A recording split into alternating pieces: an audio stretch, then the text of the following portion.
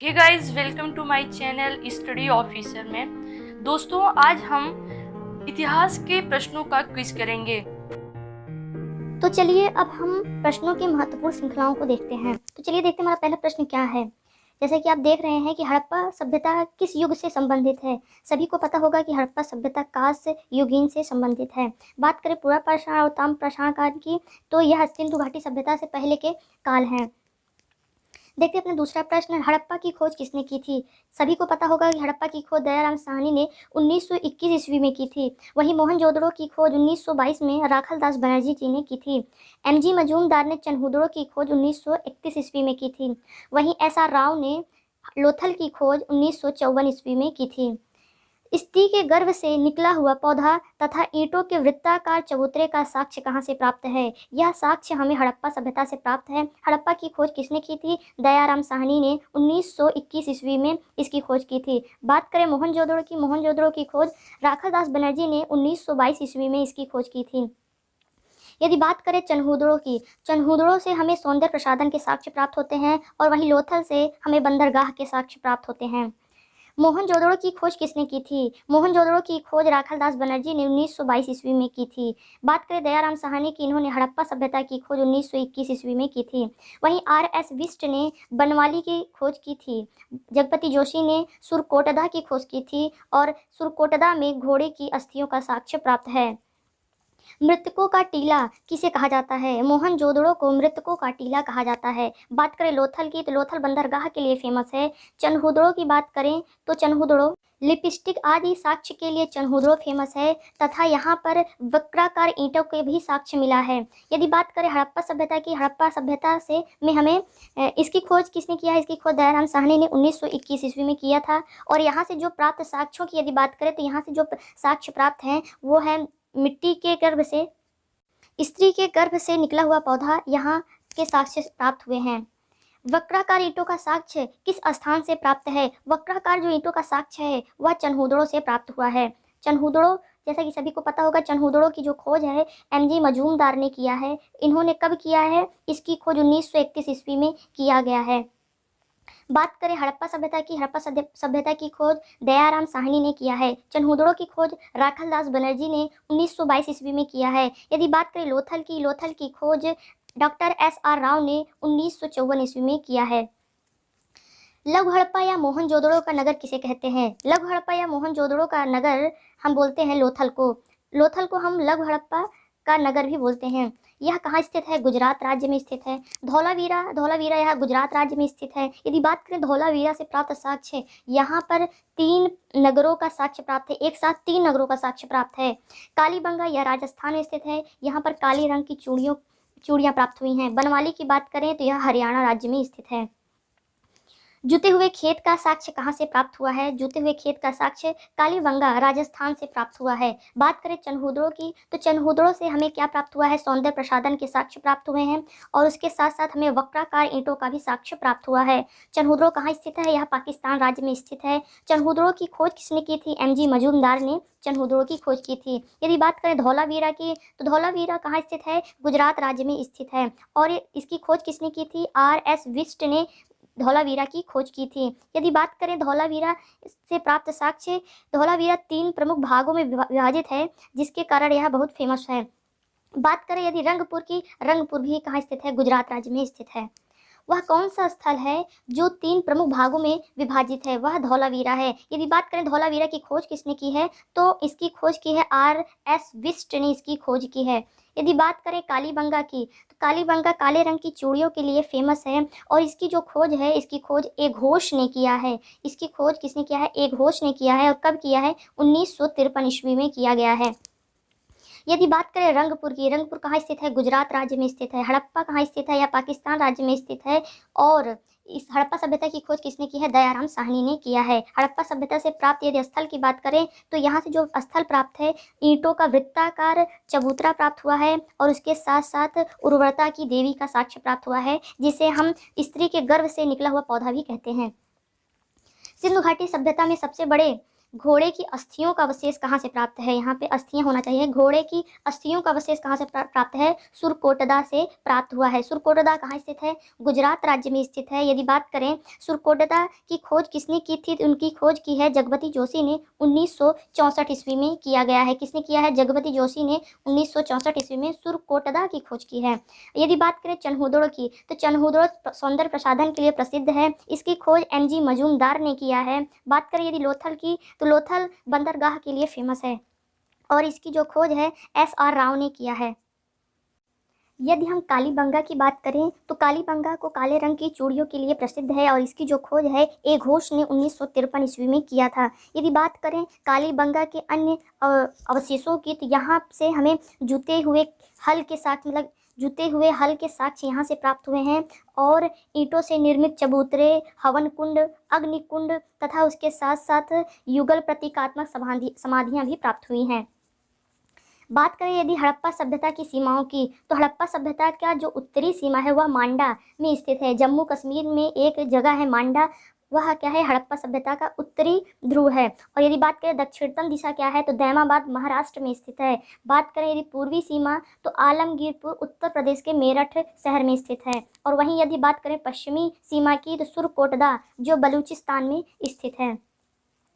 यदि हम बात करें हड़प्पा काल की जो नदियां हैं उनके बगल स्थित जो पुरास्थल है वो कौन कौन से हैं, तो जैसा कि आप देख रहे होंगे कि हड़प्पा जो सभ्यता है वह रावी नदी के किनारे स्थित है। मोहनजोदड़ो सिंधु नदी के किनारे स्थित है। रोपड़ सतलज में स्थित है, सतलज के किनारे स्थित है और रोपड़ पंजाब राज्य में स्थित है। कालीबंगा किस नदी के किनारे? घग्गर नदी के किनारे स्थित है। कालीबंगा कहाँ है? राजस्थान में। बात करें लोथल की, लोथल भोगवा नदी के किनारे स्थित है और लोथल कहाँ स्थित है? गुजरात राज्य में। यदि हम बात करें वैदिक काल को कितने भागों में बांटा गया है, तो वैदिक काल को 2 भागों में बांटा गया है। देख रहे हैं, जैसा कि आप देख रहे होंगे कि वैदिक काल को 2 भागों में बांटा गया है। पहले काल है ऋग वैदिक काल और दूसरा काल है उत्तर वैदिक काल। यदि इनकी समय सीमा देखें तो ऋग वैदिक काल की समय सीमा है 1500 से 1000 ईसा पूर्व और वहीं उत्तर वैदिक काल का जो समय सीमा है वो 1000 से 600 ईसा पूर्व के बीच माना जाता है। यदि क्वेश्चन ये पूछा जाए कि ऋग वैदिक काल में जो वेद हैं वो कितने हैं, तो वह वेद है 4, ऋग्वेद, सामवेद, यजुर्वेद और अथर्ववेद। ऋग्वेद का उपनिषद क्या है? जैसा कि आप देख रहे होंगे कि क्वेश्चन पूछ रहा है ऋग्वेद का उपनिषद, तो इसका जो उपनिषद है उसका नाम है ऐतरेय उपनिषद। हम चलिए देखते हैं 4 वेदों के उनके जितने भी उपनिषद हैं उनके बारे में। जैसा कि आप देख रहे होंगे वेदों की संख्या ऋग्वेद, यजुर्वेद, सामवेद और अथर्ववेद। ऋग्वेद का जो ब्राह्मण ग्रंथ है वह है ऐतरेय ब्राह्मण, कौशिक ब्राह्मण। और यदि बात करें यजुर्वेद की, तो यजुर्वेद को 2 वेदों में बांटा गया है, एक शुक्ल यजुर्वेद और दूसरा है कृष्ण यजुर्वेद। और इनका जो ब्राह्मण ग्रंथ है वो है शतपथ ब्राह्मण और तैत्तिरीय ब्राह्मण।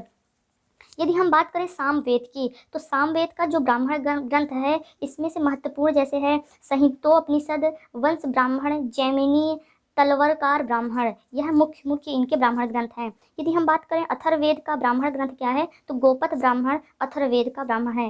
यदि हम बात करें वेदांगों की संख्या कितनी होती है, तो वेदांगों की जो संख्या है वो 3 है। अथर्ववेद को छोड़कर अर्थात ऋग्वेद, यजुर्वेद, सामवेद, यह तीनों वेदांग कहलाते हैं। यज्ञ अर्थात ऋग्वेद, यजुर्वेद, सामवेद और अथर्ववेद को जो यज्ञ द्वारा आहुति दिलवाता है अर्थात जो पंडित होता है उसे ऋग्वेद में किस नाम से जाना जाता है? उसे होता या होत्री बोलते हैं। यजुर्वेद में अधर्व्यु बोलते हैं और सामवेद में उद्गाता या उद्गात्री बोलते हैं और अथर्ववेद में उसको ब्रह्म बोलते हैं। ऋग्वेद के तृतीय मंडल के रचयिता किसे माना जाता है? ऋग्वेद के तृतीय जो मंडल है जिसमें गायत्री मंत्र का वर्णन किया गया है और इसकी जो रचयिता है वो कौन है? विश्वामित्र जी को माना गया है। यदि बात करें ऋग्वेद में कितने मंडल हैं, तो मंडलों की संख्या 10 है, जिसमें से जो 7वां मंडल है उसमें दशराग्य युद्ध का वर्णन हुआ है और जिसमें वशिष्ठ ऋषि का वर्णन मिलता है। और जो 10वां मंडल है उसमें हमें एक महत्वपूर्ण ग्रंथ का नाम मिलता है जो भी मुझे ध्यान नहीं आ रहा है, लेकिन जो 9वां मंडल है उसमें सोमरस का वर्णन हुआ है। ऋग्वेद में अघन्या शब्द का प्रयोग किसके लिए किया जाता है? यह शब्द का प्रयोग गाय के लिए किया जाता है। न्याय सूत्र किसके द्वारा लिखा गया है? न्याय सूत्र, इसका वर्णन गौतम ऋषि ने किया है। किसका वर्णन किया है गौतम ऋषि ने? जो ज्ञान सूत्र है उसका वर्णन, न्याय सूत्र का वर्णन गौतम ऋषि ने किया है। किसका? न्याय सूत्र का वर्णन। दक्षिण भारत में स्थित एकमात्र महाजनपद स्थल वह कौन सा है? उसका नाम है अस्मक। जैसा कि आप देख रहे होंगे, जो अस्मक है यह आंध्र प्रदेश में गोदावरी तट पर स्थित है। यदि बात करें अस्मक की राजधानी क्या थी, तो पोतन या पोतना यह इसकी राजधानी थी। यदि हम बात करें अवंती, अवंती कहाँ स्थित है, तो अवंती मध्य प्रदेश में स्थित है और यहाँ की जो राजधानी थी वो उज्जैन थी।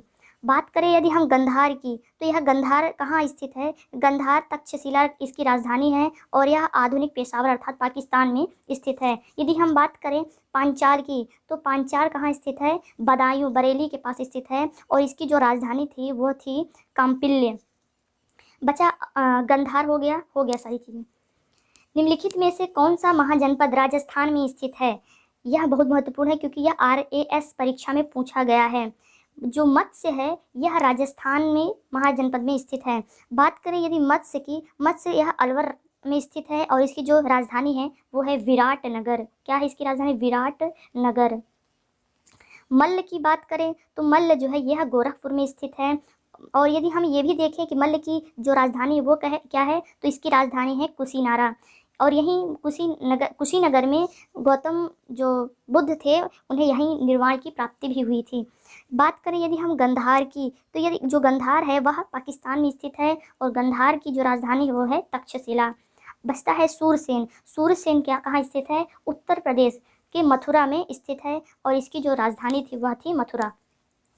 मगध की भौगोलिक स्थिति होने के कारण इसकी राजधानी क्या थी? जैसा कि आप देख रहे होंगे कि राजगीर और पाटलिपुत्र यह दोनों मगध की राजधानी बनी थी। मगध में सबसे पहले किस वंश का शासक ने यहाँ पे शासन किया था? उसका नाम था बृहदर्थ वंश। उसके बाद कौन सा वंश आता है? हर्यक वंश। उसके बाद शिशुनाग वंश, फिर आता है नंद वंश। बात करें यदि हम, चलिए आगे हम क्वेश्चन देखते हैं। प्रथम बौद्ध संगीति का आयोजन कहाँ हुआ था? प्रथम बौद्ध संगीतनी का आयोजन कहाँ हुआ था? यह राजगृह में हुआ था। कहाँ हुआ था? राजगृह में। यदि हम बात करें बौद्ध संगीतनियों के बारे में, तो कुल टोटल 4 बौद्ध संगीतनियाँ हैं। इनको हम ट्रिक से याद करेंगे। ट्रिक ये है कि राजा महाराजा आजा, विश्व सबका काल है, पीटो गली में आशिक, कुंवर जी कंगाल हैं। जैसे कि आप देख रहे होंगे, राजा महाराजा से राजगृह स्थान हुआ, महाराजा से हुआ महाकश्यप और यहाँ पे जो आजा से हुआ अजात शत्रु। दूसरा है विश्व से हुआ वैशाली, सबका से हुआ सावाकामी और काला शोक क्या है? काल से हुआ।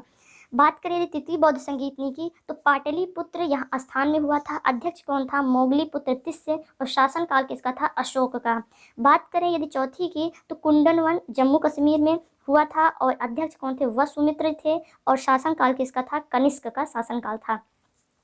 निम्नलिखित में से किसे भारत का मुक्तिदाता कहा जाता है? भारत का जो मुक्तिदाता कहा जाता है चंद्रगुप्त मौर्य को। क्यों? क्योंकि इन्होंने यूनानियों को भारत से बाहर किया था।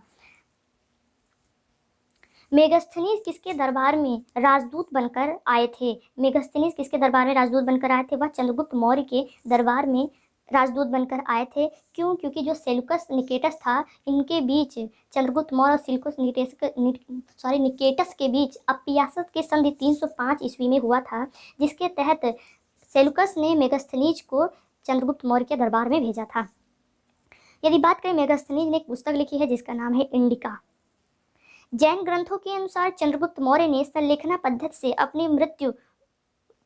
अपनी मृत्यु किस स्थान पर की थी? वह श्रवणबेलगोला उड़ीसा राज्य में स्थित है। यहाँ पे इन्होंने लास्ट में भद्रबाहु के साथ श्रवणबेलगोला में संलेखना पद्धति से प्राण अपना त्याग देते हैं। कलिंग का युद्ध कब हुआ था? और यह 13वें शिलालेख में लिखा गया है। यह जो कलिंग का युद्ध है 261 ईसा पूर्व में कलिंग का युद्ध हुआ था। अशोक के शिलालेखों को पढ़ने का श्रेय सबसे पहले किसे जाता है? सबसे पहले यह जाता है जेम्स प्रिंसेप को। अशोक ने उपाधियां कुछ ग्रहण की थी, जिसमें था एक प्रिया नाम दस्य। चाणक्य का दूसरा अन्य नाम क्या है? विष्णुगुप्त चाणक्य का दूसरा नाम है। चाणक्य ने एक पुस्तक लिखी है जिसका नाम है अर्थशास्त्र, जो राजनीति से संबंधित है। सांची किस कला व मूर्ति कला का निरूपण करता है? यह बौद्ध कला का निरूपण करता है। सांची कहाँ स्थित है? मध्य प्रदेश राज्य में स्थित है। मुद्रा राक्षस का लेखक कौन है? मुद्रा राक्षस का लेखक विशाखदत्त को माना जाता है। यदि हम अन्य पुस्तकों की बात करें तो कुछ महत्वपूर्ण पुस्तक हैं, जैसे आता है भद्रबाहु के द्वारा लिखा गया है कल्पसूत्र। कल्पसूत्र किसके द्वारा लिखा गया है? भद्रबाहु के द्वारा लिखा गया है।